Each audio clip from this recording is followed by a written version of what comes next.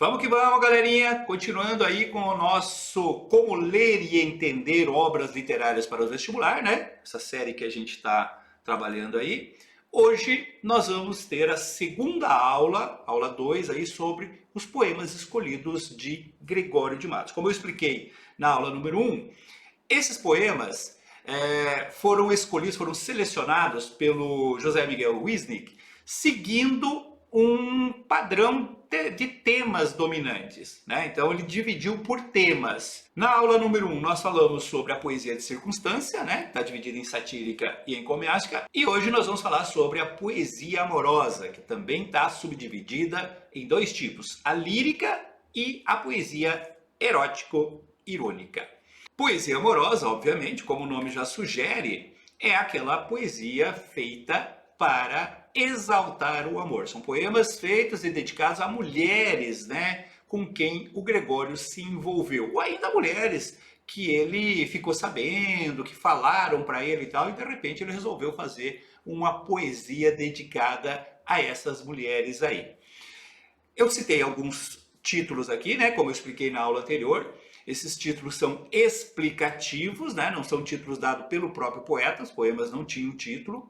Então, você tem alguns deles aqui, como Pondera agora com mais atenção a formosura de Dona Ângela, ou seja, um poema em que ele faz ponderações sobre a beleza de uma mulher chamada Dona Ângela. Olha o outro, ó. Há uma freira que naquela casa se lhe apresentou ricamente vestida e com um regalo de martas. Regalo quer dizer uma coisa valiosa, e martas são peles, né? Peles de um animal. Marta é um animal que tem uma pele muito valiosa. Então, um poema dedicado a uma freira que o impressionou por estar muito bem vestida, com muita riqueza, com muito luxo. Olha outro, ó. Há uma dama sobre um sonho amoroso que o autor teve com ela. Então ele teve um sonho com uma dama e resolveu fazer um poema para ela. Ou ainda, há uma freira que, satirizando a delgada fisionomia do poeta, lhe chamou de pica-flor. Essa poesia amorosa, gente, ela também vai ter uma subdivisão aí. Você tem a poesia amorosa lírica e a poesia amorosa erótico-irônica. O que seria isso? A poesia lírica é a poesia feita para declarar o amor, exaltar a beleza de uma mulher. Lírico vem de lirismo, então é aquela poesia feita para expressar a emoção, o sentimento, geralmente um sentimento de um homem apaixonado, de um homem impressionado aí com a beleza da amada. A poesia erótica irônica, como o próprio nome já diz, é uma poesia que exalta mais o aspecto físico do amor, né, o desejo carnal, sexual do amor, ou então ironiza certas situações relacionadas a um envolvimento amoroso aí. Vamos dar uma olhadinha em exemplos? Primeiro, da poesia lírica. Aqui cabe também um parênteses. A maioria absoluta dos poemas líricos são sonetos. Na verdade, gente, das dezenas de poemas da poesia amorosa lírica que você tem aqui no livro, só um não é na forma de soneto. Na verdade, o próprio Gregório dizia que a sátira ela é um gênero menor, é um gênero mais popular de poesia. Inclusive ele meio que se depreciava como poeta porque ele fazia predominantemente sátira. Os grandes poetas eram os poetas da poesia mais filosófica, da poesia amorosa, aquela coisa toda. E a sátira, então, ela tem uma estrutura formal muito mais variada, com uso, né, diferenciado de métricas, de rimas, de estrofação, muito verso mais popular, que é o verso curto e tal. Já a poesia amorosa, que ele mesmo considerava uma poesia mais nobre, mais exaltada, predomina o soneto, que é considerado uma forma nobre, né? Uma forma assim usada pelos grandes mestres da poesia. Então, predomina aí o soneto na poesia amorosa. Dá uma olhada nesse fragmento aqui de um desses sonetos, ó. Olhos meus, disse então, para defender-me. Se a beleza eis de ver para matar-me, antes olhos cegueis do que eu perder-me. Olha que belíssima declaração de amor. Ele está falando de uma mulher, né? Que ele sempre ouvira exaltar a beleza dela, e aí quando ele a vê, ele fica tão impressionado que ele acaba dirigindo seus próprios olhos dizendo isso. Se é para ver tal beleza e isso me trouxer a perdição, né, através da paixão, ele prefere então que os olhos se ceguem, né, que ele fique cego, do que perder-se, sofrer por esse amor aí.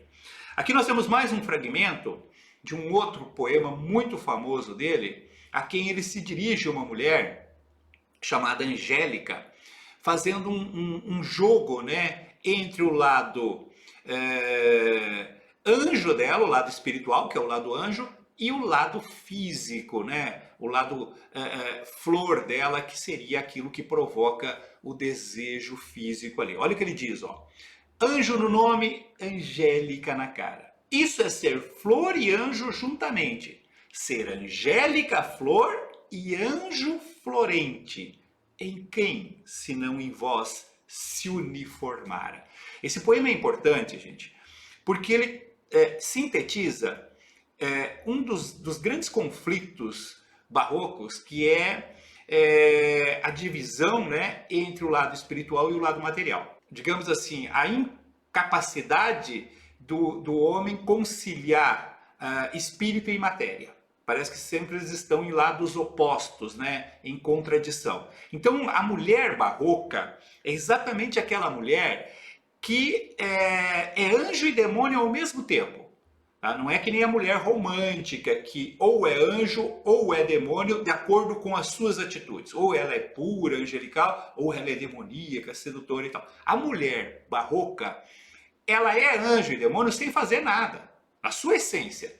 Quando o poeta olha para ela e observa o seu lado espiritual, então ela é um anjo de pureza que vai elevá-lo ao céu. Mas quando ele olha para ela e observa o seu lado físico, e esse lado físico, né, esse corpo feminino provoca nele o desejo carnal, então ela é o demônio que vai conduzi-lo ao inferno, como aparece brilhantemente neste fragmento e no poema todo. Depois você dê uma olhada no soneto completo aí, onde ele fala dessa Angélica, que é Angélica flor e anjo florente ao mesmo tempo. Tá?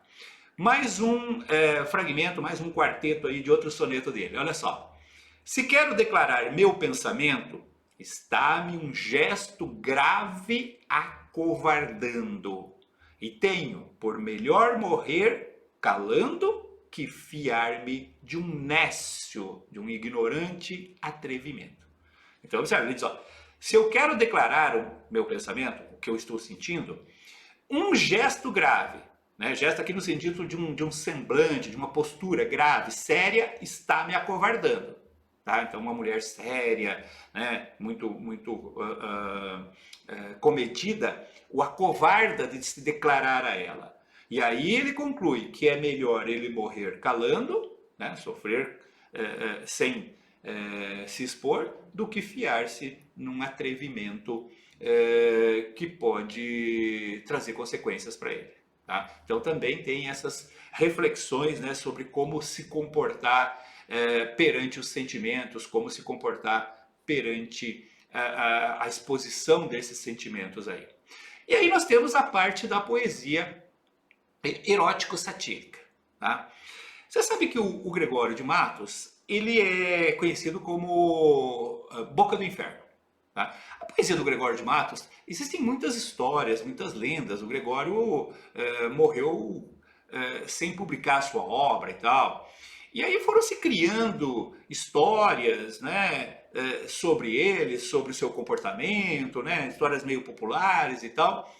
E a gente nunca sabe o que é lenda, o que é verdade e tal. Mas uma das explicações que se tem para ele ser chamado de Boca do Inferno é que esse apelido teria sido dado a ele por uma freira a quem ele fez uma proposta indecorosa. Tá? Ele costumava passar as noites na farra, né, em casas de mulheres, se divertindo, E aí, na madrugada, antes de dormir, ele passava na igreja, rezava e pedia perdão. Isso tem muito dentro do barroco, né? Pecado e perdão, aquela coisa, a consciência do pecado, a necessidade de pedir perdão, arrependimento, depois pecar novamente e tal. E aí ele já passava na igreja antes de ir para casa e já pedia perdão, já rezava, já pedia perdão. Consta que uma dessas vezes ele chegou na igreja muito cedo, estava fechado ainda, e ele acabou adormecendo na porta. E chegaram duas freiras para abrir a igreja, né, para arrumar a igreja e tal. E viram o poeta deitado ali, e ele era muito magro, né, ele bebia muito, tinha um corpo muito esbelto e tal. E as freiras começaram a conversar, essas duas freiras, e uma delas chamou ele de pica-flor. Pica-flor, na época, era beija-flor. Mesma coisa que beija-flor hoje, na época chamava pica-flor. Tá? E aí ele teria escutado isso e teria, de improviso, criado estes versos para esta freira. Olha só. Se pica-flor me chamais, pica-flor aceito ser. Mas resta agora saber se no nome que me dais, meteis a flor que guardais no passarinho melhor.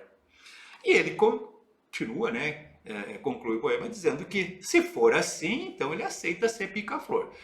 Eu espero que você tenha entendido. Não vou entrar em detalhes aqui porque esse vídeo vai acabar sendo censurado, né? Mas basicamente o que ele diz é o seguinte: ó, você me chama de pica-flor e eu estou entendendo então que esse nome composto, né, pode ser formado assim: a pica é a minha, a flor é a sua, né? E você está propondo que eu pique a sua flor. Basicamente isso. A freira apavorada teria saído correndo e gritando que ele era o Boca do Inferno. E a partir daí ele começou a ser chamado de o Boca do Inferno. Como eu falei, não se sabe se isso é verídico, né? O poema realmente existe, né? E ele teria realmente dedicado isso a uma freira que teria feito essa menção a ele. Mas se foi dessa forma, né, na porta da igreja, e se realmente foi aí que começou o apelido, a gente não sabe, tá? Faz parte um pouco desse aspecto lendário que envolve esse grande poeta aí. E temos mais uma aqui para encerrar, ó, quando ele fala do amor erótico. Olha só. Amor é, finalmente, um embaraço de pernas, uma união de barrigas, um breve tremor de artérias. Uma confusão de bocas, uma batalha de veias, um reboliço de ancas. Quem diz outra coisa é besta. Então você está vendo, né, que ele está falando exatamente do ato sexual, né, descrevendo o amor no seu aspecto físico, né, nessa união de barrigas, esse tremor de artérias, embaraço de pernas, reboliço de ancas, aquele aspecto físico do amor ali. Certinho, gente? Essa foi então a parte da poesia amorosa dele, dividida aí em lírica e poesia erótica irônica. Quando vocês forem ler essa parte, procurem observar essas informações que eu passei para vocês. E se você quiser a análise completa, com todos os detalhes que podem ser cobrados numa prova de vestibular dessa obra Poemas Escolhidos, do Gregório de Matos, é só dar um pulinho lá na nossa plataforma vestibular.com.br. E na próxima aula a gente conclui essa orientação de leitura do Poemas Escolhidos falando sobre a poesia religiosa. Até lá!